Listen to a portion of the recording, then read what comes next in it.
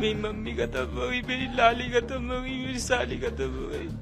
अभी 4 लोगों का मालूम नहीं है।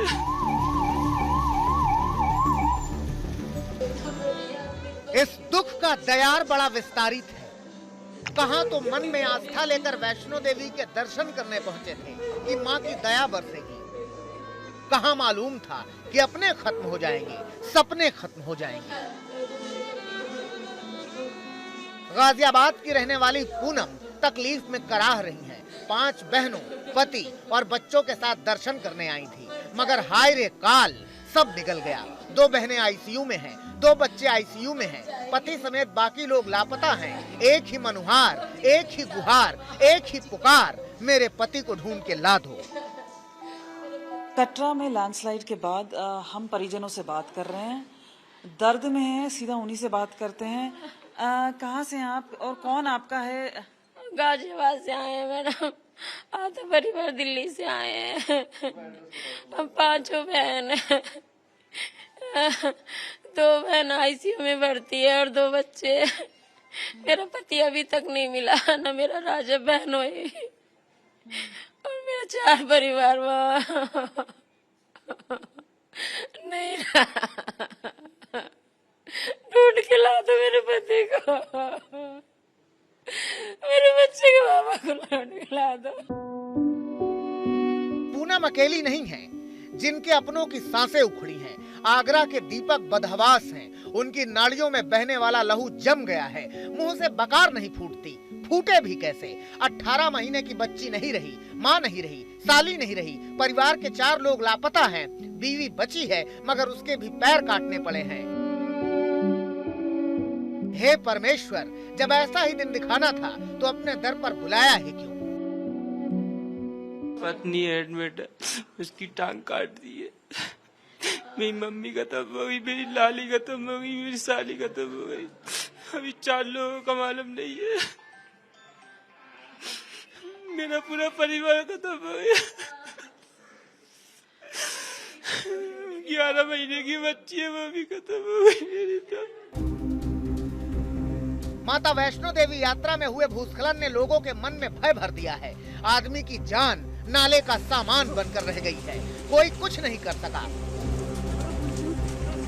इतनी बड़ी आपदा आई और बर्बाद कर गई 3 दर्जन से ज्यादा परिवारों को।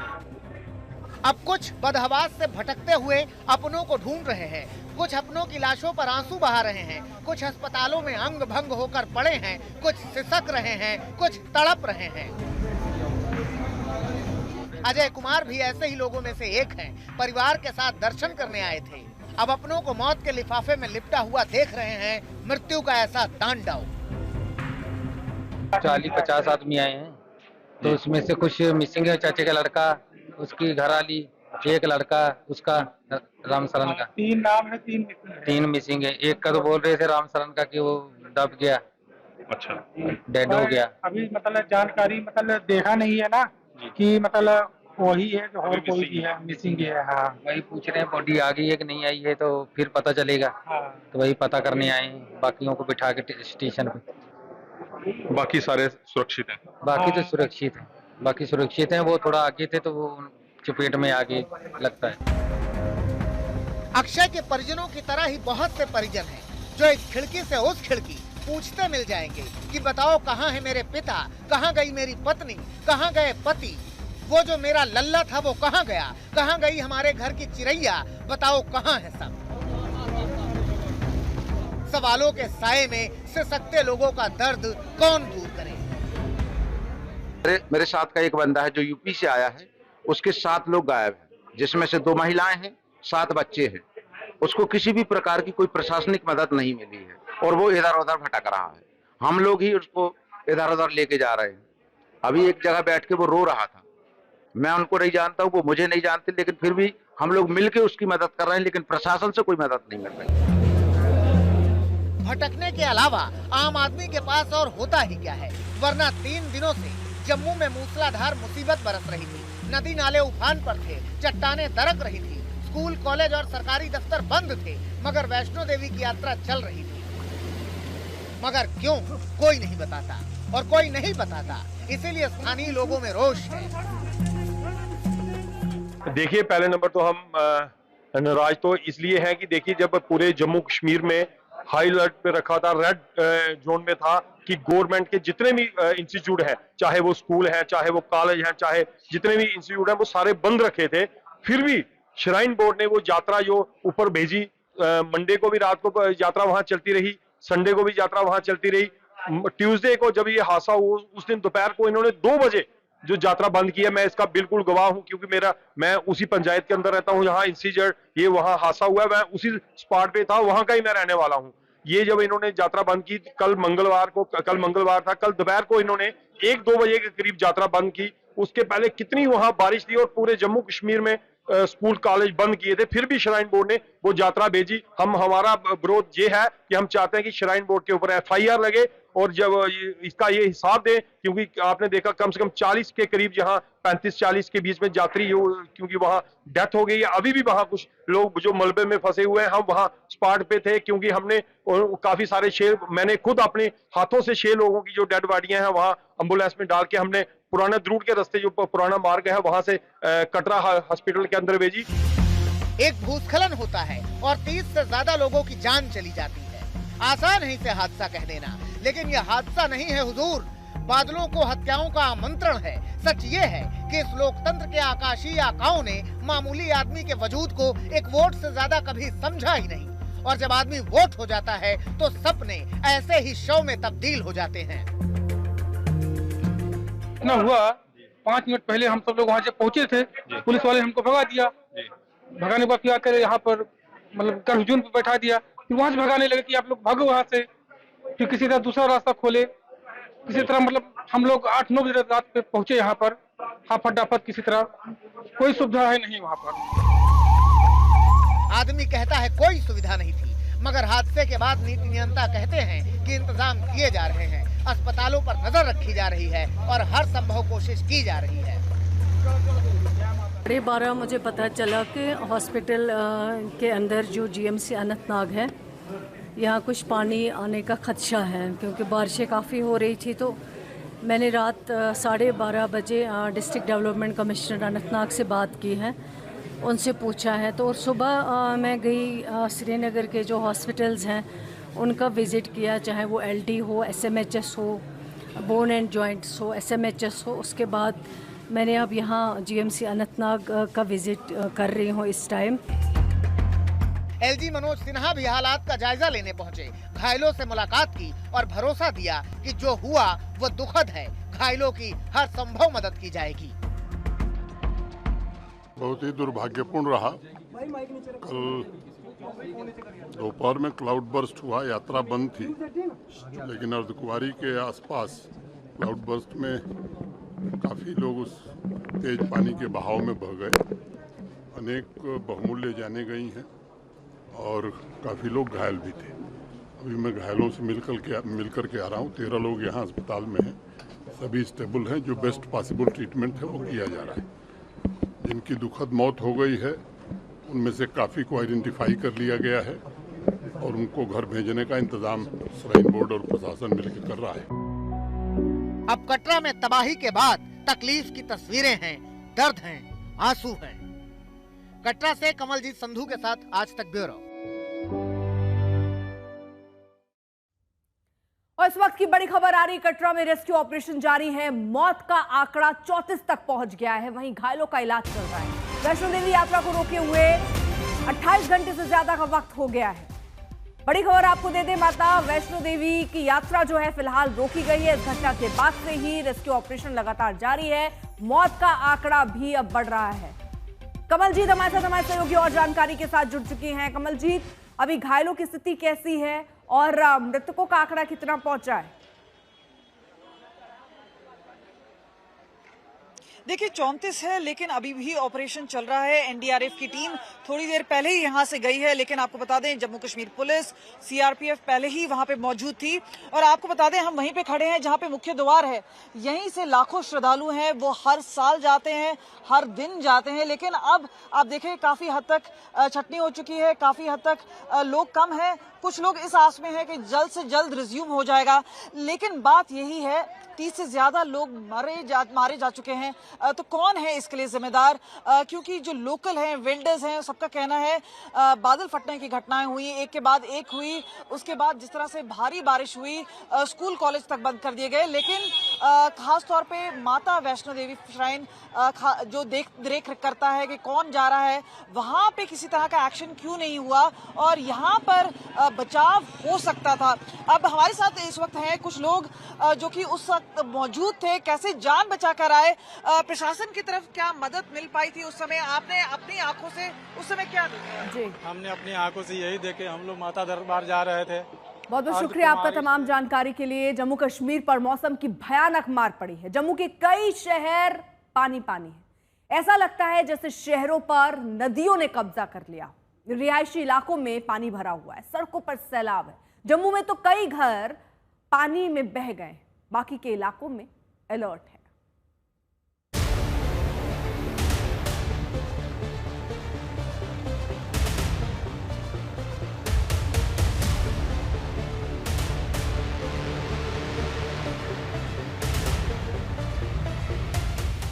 जम्मू में बादलों की मनमानी ने ऐसा तांडव किया है कि अब बर्बादी के निशान नजर आते हैं।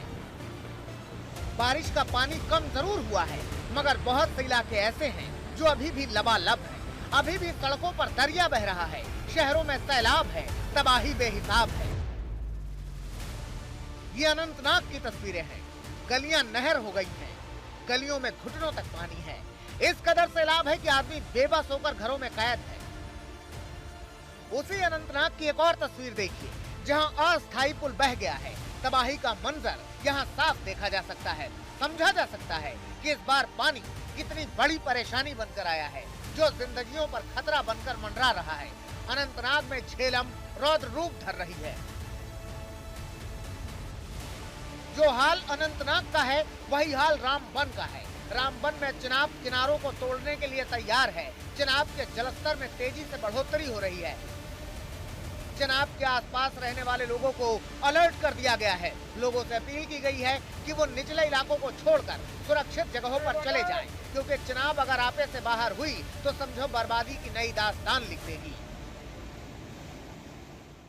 अभी हम मौजूद हैं दरियाई चिनाब के किनारे कोहबाग में।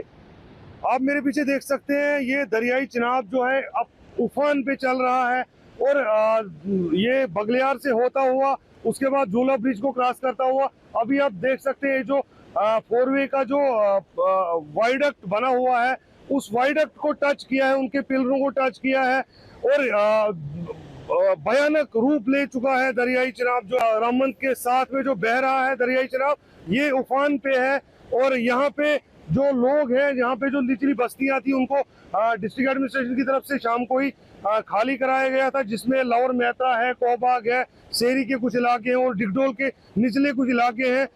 वहां से क्योंकि रात को जब अलर्ट जारी किया गया था कल दोपहर को कि दरियाई चिनाब का पानी जो है वो बहाव ज्यादा लेगा और यहाँ पे आप मेरे सामने देख सकते हैं विजुअल्स में कि ग्राउंड पे इस टाइम जो दरियाई चिनाब का रूप है वो किस तरह रूप लिया हुआ है दरियाई चिनाब ने और कैसे बह रहा है, कितने खतरनाक तरीके से बह रहा है। जो कुछ भी सामने आ रहा है वो सब साथ में लेके अपने साथ बह रहा है। यहाँ पे पहले मगिंग हुआ करती थी डंपिंग के लिए, तो यहाँ पे जो दरियाई चिनाब का हिस्सा था वो बहुत कम हिस्से में बह रहा था, लेकिन कल सुबह से ही जो बारिशों का सिलसिला लगातार जारी है रामबन जिला में, उसने जो पानी का बहाव है जिसमें डोडा भद्रवा किश्तवाड़ के जो छोटे बड़े नाले हैं वो भी इसी के साथ जुड़ते हैं और वहां से दरियाई चिनाब की सूरत में यहाँ रामबन पहुंचता है। और ये रामबन की तस्वीरें आप देख रहे हैं कि दरियाई चिनाब जो है वो कितने उफान पे बह रहा है रामबन से। रामबन में एक दिन पहले की बरसात ने वैसे ही बहुत सारे लोगों को बेघर कर दिया है। बेघर हुए लोग बताते हैं कि 40 साल पहले भी बाढ़ के चलते बेघर होकर रामबन में बसेरा बसाया था, अपना मकान, मगर हाय रे कुदरत अपने साथ बहा लेगी। अब सड़क ही घर है और आसमान ही छत, लेकिन आदमी का संतोष देखिए कि शुक्रगुजार है उन सुरक्षा कर्मियों के जिन्होंने इन्हें समय रहते सुरक्षित निकाल लिया। घर बहा तो बहा, सामान बहा तो बहा, जान तो बच गई, जान है तो जहान है, सामान तो फिर आ जाएगा। जनाब हमारे को 40 साल हुआ, यहाँ पर हम बनाल के रहने वाले हैं, वहाँ से भी बेघर हो चुके हैं और यहाँ भी बेघर। अब ये 40 साल के अंदर ये दूसरा मरहला है जिसमें इतना बड़ा समंदर आ रहा है और ये अभी अपने दाव में जा रहा है। अभी कोई पता नहीं आता कि कितना ये नुकसान करेगी। अगर यहाँ सरकार एकदम अलर्ट नहीं होती, यहाँ लाखों के हिसाब से लोग मर जाते दरिया में बह के। तो रात को यहाँ से आपको पुलिस ने और एनडीआरएफ क्यूआरटी ने निकाला, तो रात को कहाँ पे रखा गया था? अब हमारे को सराइयों में रखा, रोडों पे रखे, उतनी जगह मिली नहीं जनाब जितनी जनता है। लेकिन पुलिस की बड़ी मेहरबानी है जो पूरी रात अलर्ट रहे। हमारे जो डिपार्टमेंट है इन्होंने हमारा बहुत कुछ बचाव किया। पुलिस ने खतरे से निकाला, जाने बच गई। बाकी जो था वो तो चला गया, लेकिन जाने जो हमारी है वो बशर्ते पुलिस की वजह से बच गई। हम भी अपने गहराई में थे, हमें पता ही नहीं था क्या होना है, तो इन लोगों ने हमको सुरक्षित निकाला, आगे बिठा दिया, सराय में खाना वगैरह खिलाया और पुलिस की वजह से सभी टीमें आ गई हमारे पास। कहबाग 30-35 घर है, दमेज में है, दरियाओ चनाब का खतरा और नाला सरकार भी आता है। अभी देखो क्या हाल है, 7 मंदिर के एक साइड में हमारे बच्चे रह रहे हैं, मकान गिर रहे हैं जनाब, ऊपर से नाला भी अभी आएगा, नीचे से दरियावे कहाँ जाएंगे। एक दिन पहले जम्मू में तबाही की तस्वीरें सबने देखी थी। सबने देखा था कि कैसे तावी का पानी लोगों की जिंदगानी को खत्म कर देने के इरादे से बह रहा था। सबने देखा था कि तावी में किस कदर उफान था। सबने देखा कि जम्मू शहर किस कदर पानी पानी था, कैसे रास्तों पर समंदर बह रहा था और कैसे लोगों के दिलों में डर भर रहा था। अब तावी का पानी उतरने लगा है तो थोड़ी राहत की सांस ली जा सकती है। कल की तुलना में काफ़ी जो है जल स्तर कम हुआ है और जल प्रवाह भी कम हुआ है, लेकिन अभी भी काफ़ी ज़्यादा पानी है तवी नदी में। और वहाँ अगर आप देखें दूसरे किनारे की तरफ जो निचले इलाके हैं, वहाँ देखिए कितने मकानों को वहाँ क्षति पहुँची है। मकान जो है वहाँ तबाह हो गए हैं। आप देख सकते हैं कि कल ताश के पत्तों की तरह यहाँ पर मकान गिर गए थे और अब वहाँ उन मकान के अवशेष बचे हैं। तो यहाँ काफ़ी तबाही हुई। तबाही का मंजर यहाँ जो है कल हुआ जब यहाँ भीषण बाढ़ आई। और अभी भी अगर हम देखें तो जम्मू संभाग में स्थिति जो है काफ़ी नाजुक बनी हुई है, क्योंकि यहाँ पर अभी भी रुक रुक कर बारिश हो रही है। आज भी रुक रुक कर बारिश हो रही है और अभी भी आसमान में जो है बादल मंडरा रहे हैं। हालांकि कल की तुलना में जल स्तर जो है कम हुआ है तवी नदी का और लोगों ने थोड़ी राहत की सांस ली है, लेकिन यहाँ कई लोगों ने अपने आशियानों को खोया है। यहाँ पर आप देख सकते हैं कि कई मकान जो है बाढ़ के पानी में बह गए और यहाँ पर जो लोग जो निचले इलाकों में रहते थे उनमें से ज़्यादातर लोगों को कल रेस्क्यू कर लिया गया। और जो जानकारी मिल रही है कि जम्मू के जो इलाके हैं जहां पर बाढ़ का प्रभाव देखा गया, वहां से 3500 लोगों को सुरक्षित निकाल लिया गया जम्मू प्रशासन द्वारा और अब वो सुरक्षित स्थानों पर है। लेकिन यहां पर आप तबाही का मंजर देखिए, कई मकान जो है बह गए हैं, ढह गए हैं। तावी का पानी जरूर पहले से कम हुआ है, वेग भी कुछ कम हुआ है, मगर एक दिन पहले कुदरत ने जो प्रलय मचाई थी उसके निशान देखे जा सकते हैं। ये जो मलबा आप देख रहे हैं ना, ये बसे बसाए घर थे, सब खंडहर हो गए, छतें बह गईं, दीवारें दरवाजे बह गए, कुछ नहीं बचा। बचे हैं तो सिर्फ बर्बादी के निशान और इन घरों से पहले निकल गए इंसान। इस समय मैं मौजूद हूँ जम्मू में तवी नदी के तट पर और यहाँ पर जो तवी नदी के तट पर ये कुछ मकान हैं, आप देख सकते हैं कि इन मकानों को कितनी क्षति पहुँची है। कई मकान तो कल बह गए बाढ़ के पानी में और इसके कारण आप देख सकते हैं यहाँ तबाही का मंजर। वहाँ देखिए मेरी बाईं ओर भी देखिए, एक पूरा मकान जो है पूरी तरह से ढह चुका है। ये लेंटर है मकान का, मकान की छत है, पूरी तरह से ये क्षतिग्रस्त हो चुका है ये मकान। वहीं साथ ही में यहाँ नदी में देखिए आप, ये जो सीमेंट के पिलर्स देख रहे हैं, खंबे देख रहे हैं, दरअसल ये लोगों के मकान थे और ये बह चुके हैं। तो आप ज़रा कल्पना कीजिए कि कल जब यहाँ तवी नदी ने रौद्र रूप लिया था और जो कल यहाँ जल स्तर नदियों का बढ़ गया था, उस समय स्थिति क्या होगी। कल हम बिल्कुल यहाँ मौजूद थे और हमने देखा किस प्रकार से तवी नदी का जो जल स्तर है वो काफ़ी बढ़ चुका था और ऐसी स्थिति जो है जम्मू संभाग के दूसरे क्षेत्रों में भी थी। जम्मू में बारिश में कमी तो आई है, मगर कुदरत की मार से जम्मू अब भी कराह रहा है। बारिश के बाद भूस्खलन ने लोगों की मुश्किलों में इजाफा किया है। लोगों में खौफ है, पता नहीं कब कौन सा पर्वत भर भरा कर जमीन पर आ गिरे। बिल्कुल ऐसे जम्मू कश्मीर में मॉनसून का कहर लगातार जारी है। सबसे ज्यादा प्रभावित क्षेत्र जम्मू संभाग है। यहां पर लगातार बारिश हो रही है और इसके कारण कई स्थानों पर भूस्खलन हुआ है और सड़कों पर पत्थर गिराए हैं। इस समय मैं मौजूद हूं जम्मू के पंचतीर्थी इलाके में और यहां पर आप देख सकते हैं कि लगातार हो रही मॉनसून की बारिश के कारण यहां पर सड़क पर पत्थर गिराए हैं, भूस्खलन हुआ है, मलबा गिरा है और आप समझ सकते हैं कि स्थिति कितनी भयावह है। लगातार यहां पर बारिश हो रही है।